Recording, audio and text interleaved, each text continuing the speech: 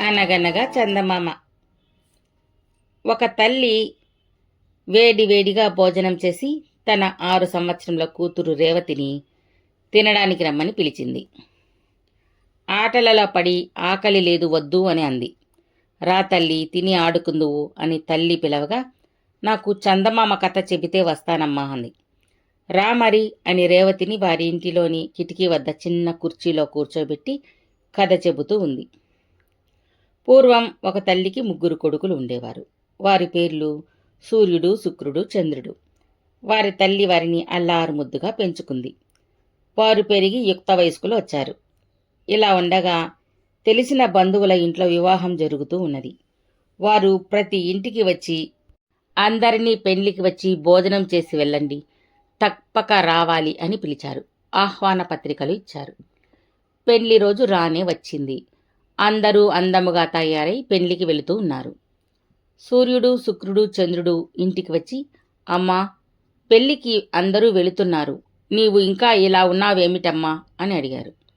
నాయనలారా, నాకు ఆరోగ్యం సరిగా లేదు, అందువల్ల మీరు 3 వెళ్ళి పెళ్లి చూసి భోజనం చేసి రండి అని కొడుకులను పెళ్లికి వెళ్ళమనింది. వారు 3 కొత్త బట్టలు ధరించి పెళ్లికి వెళ్లారు. పెళ్లి అంగరంగ వైభవంగా జరిగింది. పంచభక్ష పరమాణాలతో విందు ఏర్పాట్లు జరిగాయి. సూర్యుడు, శుక్రుడు, చంద్రుడు కూడా భోజనాలకు వెళ్ళి కూర్చున్నారు. విస్తరాకు వేసి అందులో లడ్డూలు, బూరెలు, గారెలు, భక్ష్యాలు, పులిహోర, పాయసము, పరమాన్నం, బెల్లం పొంగలి, దద్దోజనం, పప్పన్నం, గోంగూర, రకరకాల పిండి వంటలతో భోజనాలు పెట్టారు. అందరూ ఆనందంగా తింటూ ఉన్నారు.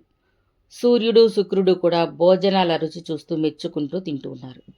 చంద్రుడికి మాత్రం ఇంట్లో తల్లి ఏం తినిందో, వంట చేసుకునిందో లేదో అని ఆలోచించి అన్ని రకాల భోజనాలను ఎవరికీ తెలియకుండా మూట కట్టుకుని దాచుకున్నాడు. భోజనాలు అయిన తరువాత అందరూ ఇంటికి వెళ్లారు. తల్లి వంట చేసుకునే శక్తి లేక పడుకుని ఉంది. సూర్యుడు, శుక్రుడు ఇంటికి వెళ్ళగానే ఆనందంగా వెళ్ళి పడుకున్నారు. చంద్రుడు తల్లి వద్దకు వెళ్ళి, అమ్మా, అన్నం తిన్నావా అని అడిగాడు. తిన్నాను నాన్న అని చెప్పింది. కానీ అన్నం వండిన ఛాయలు ఏవీ కనిపించలేదు. చంద్రుడు అమ్మ తినలేదని లోనికి వెళ్ళి పళ్ళెం తెచ్చి తాను పెళ్లి నుండి తెచ్చిన మూట విప్పి పంచభక్ష పరమాన్నాలు తల్లికి వడ్డించి తినమని తినిపించాడు. భోజనం చేయగానే ఆమెకు శక్తి వచ్చింది. కుమారుడు చంద్రుడిని చల్లగా ఉండమని దీవించింది. తల్లి ఎలా ఉంది అని కూడా చూడని సూర్యుణ్ణి బగబగ మండుతూ కాలుతూ ఉండమని, శుక్రుని ఒంటి కన్ను కలవాడివి అవుతావు అని శపించింది. ఆనాటి నుండి చంద్రుడు చల్లగా వెన్నెలనిస్తూ ఉంటాడు అని కథ చెప్పగానే అమ్మ కథ ముగించేసరికి రేవతి అన్నం మొత్తం తినేసి చదువుకోవడానికి వెళ్ళింది. ఇక కథ కంచికి మనం ఇంటికి.